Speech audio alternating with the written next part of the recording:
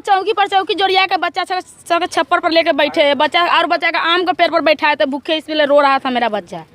Block से 3 नाव मिला है और 3 नाव से सक्सेस नहीं हो रहा है, इतना पब्लिक उतर रहा है। किसी भी महकमा को, किसी भी तंत्र को इस बात का जरा सा भी फिक्र है कि कितना भारी त्रासदी, कितना भारी हादसा यहाँ पर हो सकता है।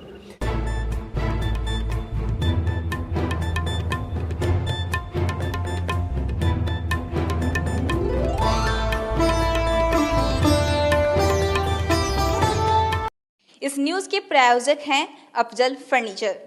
मुजफ्फरपुर में बाढ़ की दस्तक से जनजीवन पूरी तरह अस्त व्यस्त हो गया है।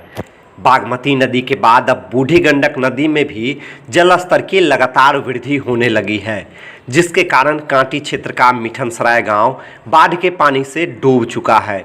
हजारों की आबादी पूरी तरह से प्रभावित हो चुकी है। NH 57 से मिठनसराय गांव में जाने वाली मुख्य सड़क पर अब नाव चलने लगा है। ग्रामीण रेलवे लाइन को पार कर नाव के सहारे आवागमन करने पर विवश हैं। गांव के कई घरों में पानी प्रवेश करने की वजह से स्थानीय लोग अपने घर को छोड़कर जरूरत का सामान और मवेशियों को लेकर ऊंचे स्थान की ओर पलायन करने लगे हैं। ग्रामीणों ने बताया कि जल स्तर में लगातार वृद्धि जारी है। वहीं नाविक ने बताया कि प्रखंड स्तर से 3 नाव की व्यवस्था की गई है, जो कि पर्याप्त नहीं है। नाव की संख्या बढ़ाने की जरूरत है। वहीं नाविक का कहना है कि पिछले साल का भुगतान अब तक नहीं किया गया है। वहीं ग्रामीणों ने बताया कि अब तक कोई सरकारी सुविधा उन तक नहीं पहुंच सकी है। घर में छोटे छोटे बच्चे खाने के लिए मोहताज बने हुए हैं। वहीं स्थानीय सामाजिक कार्यकर्ता अरुण कुमार पांडे ने बताया कि हर वर्ष बाढ़ की त्रासदी यहां के लोगों को झेलना पड़ता है। हजारों की आबादी इस त्रासदी को वर्षों से झेल रही है। आपको बता दें कि मिठनसराय गांव के अलावा विजय छपरा, कोल्हुआ पैगंबरपुर पंचायत और सदातपुर पंचायत का कुछ हिस्सा बाढ़ के पानी में डूब चुका है। अब लोगों को खुले आसमान के नीचे तंबू में जीवन गुजर बसर करने की चिंता सता रही है। इसको लेकर ग्रामीण और स्थानीय सामाजिक कार्यकर्ता क्या कर रहे हैं, आप खुद सुनिए। बहुत डार पानी है। चौकी पर चौकी जोड़िया के बच्चा सब छप्पर पर लेके बैठे है। बच्चा का आम के पेड़ पर बैठा है तो भूखे इसलिए रो रहा था मेरा बच्चा। रहने का कोई साधन नहीं, कोई देखने वाला ना। अभी कितना नैया वाला के पैर भी का 3 नैया, वही साधन नहीं। कैसी कैसी मेरा अभी पार उतारा है। कोई आया था सरकारी आदमी देखने? कोई नहीं आया है देखने। कहाँ रहिएगा? मुखिया तो बोले जा रहे हैं, जहाँ पर साधन मिलेगा वहाँ रहेंगे। सरकारी मदद कोई नहीं? हम लोग का सरकारी मदद कुछ भी नहीं मिलता है। खाना पीना कैसे व्यवस्था होगा? अब तो सरकार जाने का कैसे व्यवस्था होगा। नहीं होगा तो हम लोग गरीब लोग डूब जाएंगे, मर जाएगा और क्या होगा। देखिए, मिठनसराय गांव में इतना बार बहुत तेजी से पानी आ रहा है, जो गांव के लोग NH पर सहारा के लिए उतर रहे हैं, नाव का सहारा। और ब्लॉक से 3 नाव मिला है और 3 नाव से सक्सेस नहीं हो रहा है, इतना पब्लिक उतर रहा है ऐसे। और बहुत कठिनाई है इस गांव में। और छप्पर के ऊपर से पानी चल रहा है और सरकार को ओर से कोई सुविधा अभी तक नहीं मिल रहा है। भोजन वोजन कुछ नहीं मिल रहा है। अभी कोई सुविधा नहीं मिल रहा है सरकार की तरफ से। न कोई सरकारी पदाधिकारी आदमी कोई आ रहे हैं। क्या मांग करते? मांग तो हम लोग के यही है जो एक टेनी बांध बनवा दे और 4 लाइन से और लक्ष्मण सन्नी के दूरा तकला भरवा दे। दूसरा हम लोग का कोई मांग नहीं है। न उनसे भोजन पत्र मांगिए नहीं रहा है हम लोग के, सिर्फ रास्ता और एक टेनी बांध बनवा दे। नाव जो मिला है सरकारी स्तर पर मिला है? हाँ, सरकारी स्तर पर मिला है। तो भुगतान का क्या? भुगतान तो पिछले साल भी चला है तो नहीं मिला, अभी तक भुगतान नहीं हुआ है। और इस बार भी पेट में अन्न नहीं है। अभी तक 5 बजे से नाव चला रहे हैं, अभी तक पेट में अन्न नहीं है, फिर भी नाव चला रहे हैं अभी तक। और 10 बजे रात तक चलाना पड़ता है नाव। कल आए थे सीओ साहब? हाँ, कल सीओ साहब आए थे तो 3 नाव दिए थे। और पेमेंट वेमेंट के लिए बोले जो अभी पैसा नहीं है, बोलूँ सरकारी फंड में पैसा नहीं है तो कम मिलेगा।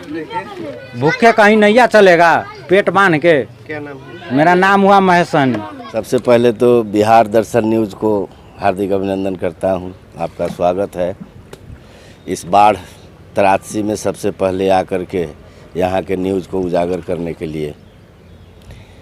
जैसा कि बहुत पहले से ही, बरसों बरस पहले से समाचार के माध्यम से, शासन के माध्यम से, जनप्रतिनिधियों के माध्यम से इस टेनी बांध के बारे में बहुत सारा आवाज़ उठाया गया। अब तो लगता है कि आवाज़ उठाना पागलपंथी के समान हो गया है।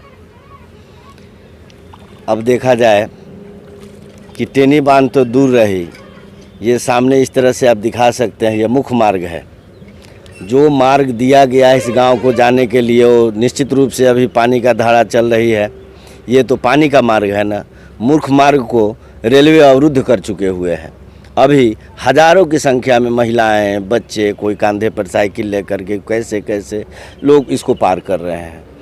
किसी भी महकमा को, किसी भी तंत्र को इस बात का जरा सा भी फिक्र है कि कितना भारी त्रासदी, कितना भारी हादसा यहाँ पर हो सकता है। मैं आपको छोटा सा उदाहरण देता हूँ। ये देखा जाए ट्रांसफार्मर, ये यदि पानी का लेवल मात्र 6 इंच, आधा फीट के आसपास और ये यदि बढ़ता है, बढ़ना तो स्वाभाविक है आज दिन भर में, तो ये बहुत बड़ा हादसा यहाँ होगा। ट्रांसफार्मर को टच करेगा और ये जो है सो बहुत बड़ा हादसा का ये कारण बनेगा। कोई न नेता, न कोई जनप्रतिनिधि, स्थानीय इंद्र मोहन झा और वकील सहनी को छोड़ करके, और न ही कोई बड़े विधायक जो अभी के हैं या पूर्व से हैं, किसी को इस बात की सुधि नहीं है। टेनी बांध को छोड़ दिया जाए। अभी बाढ़ विभीषिका में जो दिख रहा है उसके आधार पर यदि ये 500 फीट इसको यदि 5-6 फीट भर करके अगर दुरुस्त कर दिया जाता तो आज इतना सारा समस्या सामने नहीं आता। और किस समय किस तरह का घटना यहाँ घटेगा कहा नहीं जा सकता है। क्या लगती है कितनी आबादी प्रभावित हुई होगी अब तक? भीतर मिथन सराय गाँव से सटे और उधर लश्करीपुर गाँव सब है। तो अभी जहाँ पर हम खड़े हैं यहाँ पर लगभग 10 से 15 हज़ार की आबादी प्रभावित है। और इससे जुड़े हुए दादर, सदातपुर है, लश्करीपुर है, तो ऐसे मिलाकर के 25 से 30 हज़ार की आबादी। क्या कुछ अब तक मिल पाया है लोगों को आपके हिसाब से? प्रत्यक्षम किम प्रमाणम।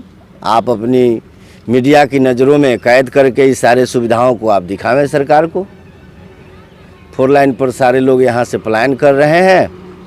यहाँ तो कोई कार्मिक है नहीं, समझ जाइए। अभी नाव भी चल रहा है तो इसमें इक्का दुक्का नाव ही सरकार का होगा। जो यहाँ के जी स्थान तो कोल्हुआ पैगंबरपुर में है, लेकिन पहल जो है इंद्र मोहन झा जी का है। उनके पहल से ये 2-3-4 नावें अभी चल रही हैं, नहीं तो सब प्राइवेट नाव है। अगर आज के डेट में अगर किसी भी तरह का हादसा होता है तो उसका क्या शेड्यूल यहाँ क्या है, यहाँ की व्यवस्था क्या है, आप खुद इन तस्वीरों के जरिए दिखावें। बोलते बोलते तो इंसान पागल सा हो गया है। मैं अरुण कुमार पांडे, एक सामाजिक कार्यकर्ता। वहीं आपको हम बता दें कि जब इस संबंध में स्थानीय विधायक इस्राइल मंसूरी से सवाल किया गया तो उन्होंने क्या कुछ कहा, ये आप खुद सुनिए।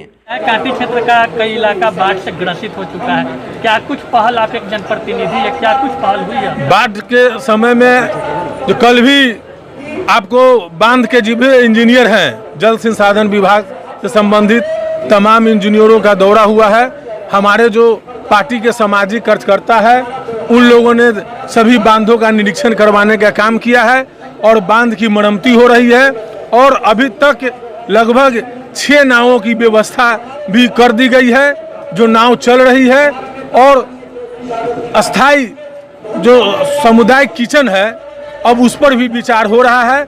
हम लगे हुए हैं बाढ़ से संबंधित किसी तरह की परेशानी आम जनों को नहीं हो, इसके लिए हम लगातार पदाधिकारी से संपर्क में हैं। गांव पूरी तरह से डूब गई है, 3 नाव की व्यवस्था हो पाई है। ग्रामीणों का कहना है कि और नाव की आवश्यकता है। अगर 3 नाव से अगर समस्या का समाधान नहीं हो रहा है तो निश्चित तौर पर हम जो है पदाधिकारी से बात करके वहाँ पर नाव और बढ़वाने का कार्य करेंगे। घरों में पानी जा चुका है और कई घरों में चूल्हा अभी तक नहीं जला है मिथन सराय गाँव। अभी की स्थिति इस पर क्या कहेंगे? अब इससे अब जब चूल्हा बंद हो गया है तो सामुदायिक किचन हम लोग प्रयास करेंगे कि जल्द से जल्द सामुदायिक किचन चलना शुरू हो जाए।